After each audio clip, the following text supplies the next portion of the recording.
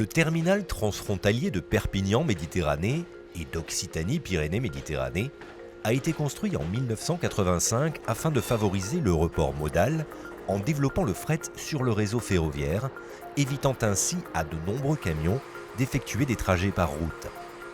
Outil structurant pour le territoire, notamment par sa proximité avec la frontière franco-espagnole, ce hub de transport combiné spécialisé dans les échanges nord-sud a connu une phase importante d'agrandissement et de modernisation entre 2008 et 2010, avec un investissement de 40 millions d'euros qui a permis de mieux dimensionner les équipements afin de porter la capacité de transbordement à 110 000 par an. C'est la société anonyme d'économie mixte locale Perpignan-Saint-Charles Conteneur Terminal qui exploite depuis 2013 ce site d'une superficie de 100 000 m², capable d'accueillir des trains de 750 mètres de long.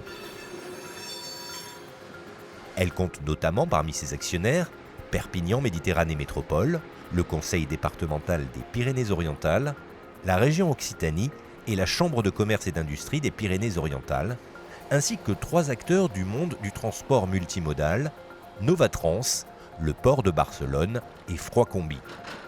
Au parti que 2, je vous envoie une 12 mètres pleine pour UPAC avec reprise au portique 1 d'une ABU 222 par 3.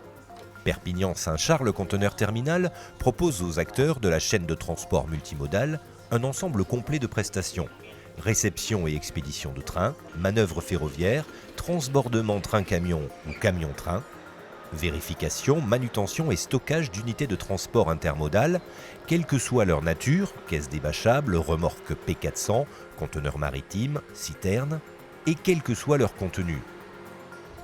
Ouvert à tous les opérateurs de transport, le terminal traite des allers-retours de trains quasi quotidiens, 8 liaisons directes, 3 en France, Paris, Calais et Dourges, 3 en Allemagne, Saarbrück, Cologne et Kaldenkirchen, Anvers en Belgique, Barcelone en Espagne, et 4 liaisons avec transbordement, Rotterdam aux Pays-Bas, Saragosse, Tarragone et Valence en Espagne. Aujourd'hui, ce sont 5 opérateurs qui permettent d'assurer ces rotations de trains: Novatrans, UPAC, DB Cargo, TP Nova et Cargo Beamer. Au départ de Perpignan, le terminal accueille les chauffeurs tout près de la gare Saint-Charles, sur un site sécurisé où toute entrée et sortie est contrôlée par un système de caméras et d'enregistrement automatique des plaques d'immatriculation. Le terminal dispose de facilités pour les 200 chauffeurs qui effectuent les rotations, un grand parking, des sanitaires, des douches et un espace de restauration et de détente. Au parti que 3, je t'envoie une Sava. Une fois le véhicule et son chargement enregistrés, un contrôle est effectué afin de valider l'état du chargement. Le chauffeur peut ensuite soit laisser sa remorque sur le parking, elle fera ensuite l'objet d'une manutention grâce à un tracteur piloté par le personnel du terminal, soit le conduire sur une des cours afin que la manœuvre de transbordement soit effectuée directement. Le terminal dispose de 3 cours logistiques accessibles aux camions, chaque cours étant équipé de 2 voies ferrées. Pour les arrivées de train, les chauffeurs peuvent de la même façon soit aller directement chercher leur chargement sur la cour et repartir avec après une manutention de quelques minutes, soit le récupérer dans les 48 heures suivant l'arrivée du train sur le parking de stockage du terminal d'une capacité d'une centaine de places où il aura été stocké. Pour tous les transbordements, le terminal dispose de 2 types de moyens de manutention capables de soulever chacun 40 tonnes. 2 portiques mobiles de 170 tonnes pouvant circuler sur l'ensemble de la cour pour se positionner par rapport au train ou à la zone de stockage. 3 reach stakers équipés de bras articulés permettant une grande liberté de mouvement, quels que soient les emplacements des UTI sur le terminal, et une manutention rapide grâce aux voies partagées. Les transbordements train-camion ou camion-train sont effectués soit au verrou par l'intermédiaire d'un spreader qui vient prendre le chargement par les angles supérieurs, soit à la pince avec des systèmes d'accrochage positionnés au niveau inférieur du châssis.